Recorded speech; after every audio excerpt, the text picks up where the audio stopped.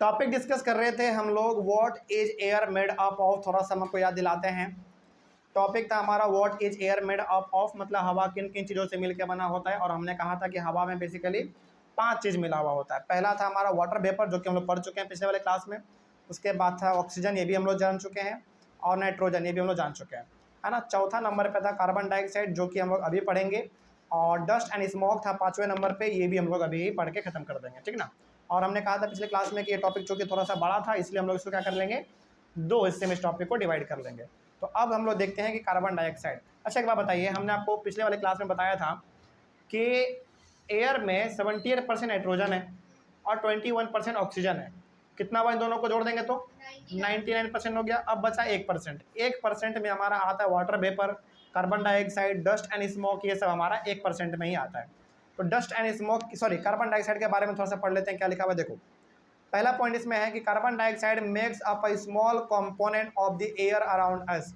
मतलब हमारे आसपास जो एयर है उसमें कार्बन डाइऑक्साइड का मात्रा बहुत कम होता है, बहुत कम। समझ रहे बात को, 0.0 कुछ होता है, बहुत कम होता है। 1% भी ये अच्छी तरीके से नहीं है। उसके बाद plants and animals consume oxygen for respiration and produce carbon dioxide. ये तो हम लोग बचपन से पढ़ते आ रहे हैं। मतलब प्लांट और एनिमल क्या इस्तेमाल करता है, ऑक्सीजन, और छोड़ता क्या है भाई, कार्बन डाइऑक्साइड। अच्छा, आप लोगों में ना बहुत सारे बच्चे ऐसे होंगे, मेरे हिसाब से ऐसा लग रहा है, जिनको लगता होगा कि प्लांट केवल कार्बन डाइऑक्साइड इस्तेमाल करता है और ऑक्सीजन छोड़ता है। ऐसा बिल्कुल मत सोचिएगा। प्लांट भी ऑक्सीजन उसी तरीके से इस्तेमाल करता है जिस तरीके से हम लोग इस्तेमाल करते हैं। समझ रहे बात को, मतलब चाहे प्लांट हो चाहे एनिमल हो, ऑक्सीजन वो भी इस्तेमाल करता है, ऑक्सीजन हम लोग भी इस्तेमाल करते हैं। और कार्बन डाइऑक्साइड हम लोग ज़्यादा मात्रा में रिलीज कर देते हैं इन्वायरमेंट में आसपास, ठीक है। तो एक तरीके से आप ये भी कह सकते हैं कि प्लांट कार्बन डाइऑक्साइड तो इस्तेमाल करता ही है, साथ ही साथ वो ऑक्सीजन भी इस्तेमाल करता है। लेकिन जितना वो ऑक्सीजन इस्तेमाल करता है उससे कई गुना ज़्यादा ऑक्सीजन वो प्रोड्यूस कर देता है हम लोगों के लिए। समझ रही बात। लेकिन हम लोगों का यदि केवल बात करें ह्यूमन बींग का और एनिमल का, तो ये लोग क्या इस्तेमाल करता है भाई, ऑक्सीजन, और छोड़ता है क्या है, केवल कार्बन डाइऑक्साइड, ठीक ना। इस बात को आप ध्यान में रखेंगे। अगला है हमारा इसमें, plant and animal matter also consumes oxygen on burning and produces mainly carbon dioxide and few other gases. तो प्लांट हो या फिर एनिमल हो, ये सब का सब ऑक्सीजन, सॉरी, प्लांट हो एनिमल हो, ये सब चीज़ों का इस्तेमाल हम लोग चीज़ों को जलाने के लिए भी करते हैं। मतलब कार्बन डाइऑक्साइड का इस्तेमाल हम लोग भी करते हैं, प्लांट भी करता है, चीज़ों को जलाने के लिए भी हम लोग करते हैं। और जब भी हम लोग कोई चीज़ जलाते हैं तो कार्बन डाइऑक्साइड भी निकलता है। जैसे लकड़ी हम लोग जलाते हैं, धुआं गाड़ी का जो होता है, इन सभी से हमारा कार्बन डाइऑक्साइड रिलीज होता है, ठीक है ना। तो ये कार्बन डाइऑक्साइड का टॉपिक हमारा कंप्लीट हुआ। उसके बाद है dust and smoke. Dust and smoke का मतलब सिंपल सा है, स्मोक का मतलब आप जानते हैं धुआं होता है ना। स्मोक का मतलब हो गया एक तरीके से धुआं, और डस्ट का मतलब हो गया एक तरीके से गंदा, धूल आप बोल लो, एक तरीके गंदगी बोल लो। हाँ, जैसे हवा, जैसे गाड़ी चलता है तो गाड़ी के साथ जब गाड़ी चलता है ना, उसके साथ कुछ धूल उड़ता है, वही हो गया हमारा डस्ट। और स्मोक का मतलब आपको पता है एक तरीके का धुआं। ये सब भी किस में मिला रहता है बताओ, एयर में मिला रहता है ना। आगे तो वही इसमें लिखा हुआ है कि the burning of fuel also produces smoke. मतलब जब हम लोग किसी प्रकार का फ्यूल जलाते हैं, फ्यूल का मतलब हो गया जिससे हमको हीट और लाइट मिले। जैसे फ्यूल में हमारा क्या कहा जाएगा भाई, डीजल आएगा, पेट्रोल आएगा, केरोसिन आएगा, कोयला आएगा, ये सब क्या है हमारा फ्यूल है। एलपीजी आएगा, ये सब क्या है, फ्यूल है। तो ये सब चीज़ जब जलता है तो क्या प्रोड्यूस करता है, स्मोक, यानी कि धुआं प्रोड्यूस तो करता ही है। हाँ, एयर ट्रांसपेरेंट होता है, बिल्कुल। देखो हवा में क्या है ना, आपको एक बात बताते हैं। आपका सवाल है कि सर एयर ट्रांसपेरेंट कैसे है, जबकि इसमें धूल भी है, स्मोक भी है। हाँ पूछो, क्या सवाल है फिर।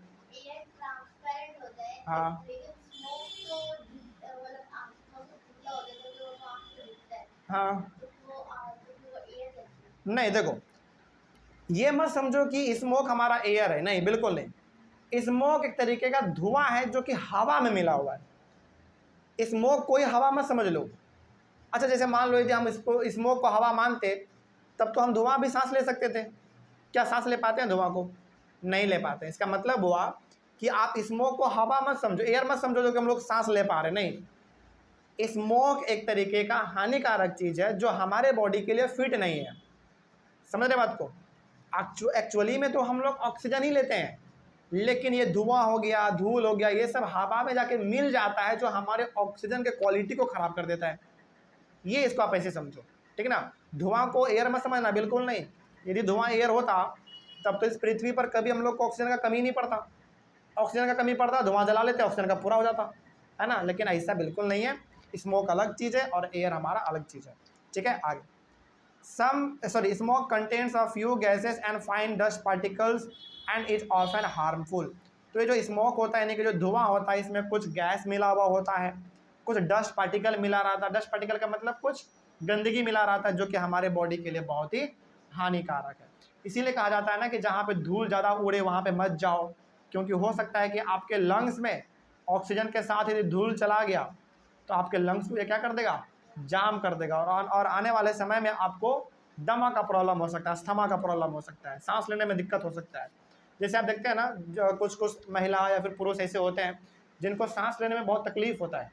ऐसा क्यों है? क्योंकि उनके लंग्स में जाकर धूल ये सब बैठ गया है और उनको सांस लेने में बहुत दिक्कत हो रहा है। इसीलिए जब भी धूल वाले इलाके पे जाइए, धुआं वाले इलाके में जाइए, तो कम से कम मास्क जरूर पहन लीजिए, तो वो बढ़िया रहेगा, ठीक है। आगे, dust particles are always present in air. हवा में हमेशा डस्ट पार्टिकल तो दिखता ही है, मतलब कहीं पर कम हो कहीं पर ज़्यादा हो, लेकिन होता जरूर है। डस्ट पार्टिकल का मतलब सिंपल से क्या हो गया, धूल एक तरीके से, है ना।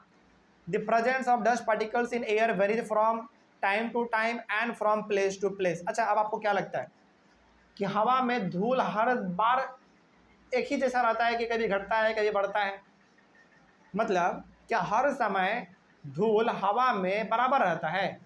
बिल्कुल नहीं। जैसे एग्जांपल आपको देते हैं, दिन के समय में हवा में धूल बहुत मिला रहता है। क्यों? क्योंकि दिन में गाड़ी बहुत चलता है। रात के समय में गाड़ी का संख्या क्या हो जाता है, चलने का कम हो जाता है। चलता है, रात में भी गाड़ी है, लेकिन उसका संख्या क्या हो जाता है, कम हो जाता है, क्योंकि रात में ऑफिस लोगों को जाना है नहीं, घूमना फिरना है नहीं, तो रात में अधिकतर क्या चलता है, जिसको ट्रैवल करना होता है दूर, वो केवल चलते हैं, या फिर बड़े बड़े ट्रक देखते हैं आप, रात में चलता है अधिकतर। तो समय, पहला बात, हर समय एयर में डस्ट पार्टिकल बराबर नहीं होता है। दिन में ज़्यादा होता है धूल का मात्रा हवा में, तो रात में कम होता है। उसी प्रकार से क्या हर जगह पर धूल का मात्रा सेम रहेगा हवा में? बिल्कुल नहीं। जैसे गांव है, क्या गांव में, गांव वाले इलाके में धूल आपको ज़्यादा देखने को मिलेगा? बिल्कुल नहीं, क्योंकि उधर गाड़ी बहुत कम चलता है। लेकिन आपको वही शहर है, शहर में तो भाई हवा में बहुत धूल देखने को मिलेगा। तो धूल का मात्रा, यानी कि डस्ट पार्टिकल का मात्रा, समय पे भी डिपेंड करता है और जगह पे भी डिपेंड करता है, ठीक है। आगे, we inhale air when we breathe through our nostrils. मतलब जब हम लोग सांस लेते हैं अपने नाकों से, नॉस्ट्रिल का मतलब यहाँ पे नाक है, सिंपल सा। तो हम लोग सांस कैसे लेते हैं भाई? नाक से लेते हैं। अच्छा, सांस तो हम लोग मुंह से भी लेते हैं, लेकिन मुंह से सांस लेना बहुत ही गलत है। मुंह से सांस कभी नहीं लेना चाहिए। हमेशा सांस कहाँ से लेना चाहिए? नाक से। वो सबसे बेस्ट होता है, क्योंकि आपके नोज में प्रेजेंट होता है हेयर, बाल प्रेजेंट है, हेयर जो करता है क्या पता है, आपके सारे के सारे डस्ट पार्टिकल को आपके बॉडी में अंदर जाने से वहीं पे रोक देता है। बहुत सारे लोग क्या करते हैं ना, शौक के लिए नाक का बाल काट लेते हैं। बिल्कुल गलत बात है, ये नहीं करना चाहिए, क्योंकि वो फालतू में नहीं है, वो आपके ऑक्सीजन को प्यूरिफाई करने का काम करता है। जितने भी ऑक्सीजन के साथ धूल मिट्टी ये सब अंदर जाना होता है, उसको वहीं पे रोक देता है। और जब हम लोग नाक साफ करते हैं तो सारा चीज़ बाहर निकल जाता है। हाँ, म्यूकस, बड़ा अच्छा सवाल आपने पूछा, बताते हैं। अगला पॉइंट हमारा वही, देखो, fine hair and mucus are present inside the nose to prevent dust particles from getting into the respiratory system. Hair तो आपको समझ में आता है, नाक में बाल प्रेजेंट है, हमको पता है। म्यूकस एक प्रकार का ऐसा चीज़ है आपके नाक के अंदर जो आपके डस्ट पार्टिकल को लिक्विड प्रोवाइड करता है, गीलापन। जैसे हम लोग कई बार नाक साफ करते हैं अपना, तो लिक्विड बाहर निकलता है, तो क्या उसमें अपने आप पानी आ गया? नहीं, वो जो लिक्विड आया ना, वो किसके वजह से आता है पता है? म्यूकस की वजह से आता है। मतलब हमारा नाक यहाँ पे बहुत ही दो अच्छा काम करता है हमारे ऑक्सीजन को प्यूरिफाई करने में। पहला, हेयर का काम समझते हैं। हेयर क्या करेगा? सारे धूल मिट्टी को आपके नाक में ही रोक देगा, अंदर जाने नहीं देगा, ठीक है। अब जो धूल मिट्टी आपके नाक में जमा हुआ है उसको लिक्विड प्रोवाइड कर देता है कौन? म्यूकस। आपके म्यूकस एक ग्लैंड होता है, आपके नाक में ही प्रेजेंट रहता है, ठीक है। म्यूकस क्या प्रोवाइड कर दिया उस धूल मिट्टी को? बताओ, लिक्विड प्रोवाइड कर दिया। अब वो धूल मिट्टी क्या बन गया आपका? एक तरीके से लिक्विड बन गया। जब हम लोग नाक साफ करते हैं तो हमारे नाक से लिक्विड ही बाहर निकलता है। तो ये दो बड़ा इंपॉर्टेंट चीज़ है। तो कभी भी नाक के बाल को नहीं काटना चाहिए, वो शौक के चलते हो सकता है कि आपको आने वाले समय में रेस्पिरेटरी सिस्टम हो, मतलब रेस्पिरेटरी सिस्टम में दिक्कत हो जाए, आपको सांस लेने में तकलीफ हो जाए, इसलिए सब काम नहीं करना चाहिए। तो क्या हेयर और म्यूकस का दोनों काम समझ में आया क्या होता है? हेयर आपका काम करता है धूल मिट्टी को रोकने का, और म्यूकस काम करता है धूल मिट्टी को लिक्विड प्रोवाइड करने का, गीलापन देता है, और वही गीलापन हमारा नाक से बाहर निकलता है जब हम लोग नाक साफ करते हैं। ठीक है, आगे। हाँ, म्यूकस लिक्विड ही प्रोवाइड करता है धूल मिट्टी को जो हमारे नाक में जमा हो गया है। नहीं, म्यूकस एक ग्लैंड है, मतलब कि वो एक सिस्टम एक तरीके का हमारे नाक में, जो कि म्यूकस नाम है, और म्यूकस प्रोवाइड करता है लिक्विड। ठीक है ना, ये बात ध्यान रखिएगा, उस लिक्विड को ही म्यूकस नहीं कहते हैं, म्यूकस प्रोवाइड करता है लिक्विड। समझ रहे बात को? चलो आगे।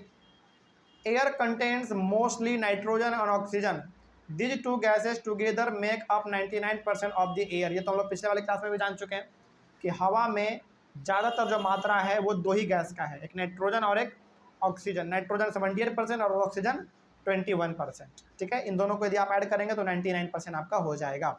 और जो 1% हमारा बचा उसमें हमारा आता है carbon dioxide, water vapour, dust, smoke, ये सब, हाँ कार्बन मोनोऑक्साइड, ये सब आ जाता है हमारा उसमें। आगे, the remaining 1% is constituted by carbon dioxide and a few other gases and water vapour. तो 99% तो हमारा नाइट्रोजन और ऑक्सीजन ही हो गया। 1% जो बचा उसमें हमारा आ जाता है कार्बन डाइऑक्साइड हो गया, फिर से कुछ अलग अलग प्रकार के गैसेस भी होते हैं, वाटर वेपर हो गया, फिर से डस्ट एंड स्मोक हो गया, ये सब हमारा उसी 1% में आता है।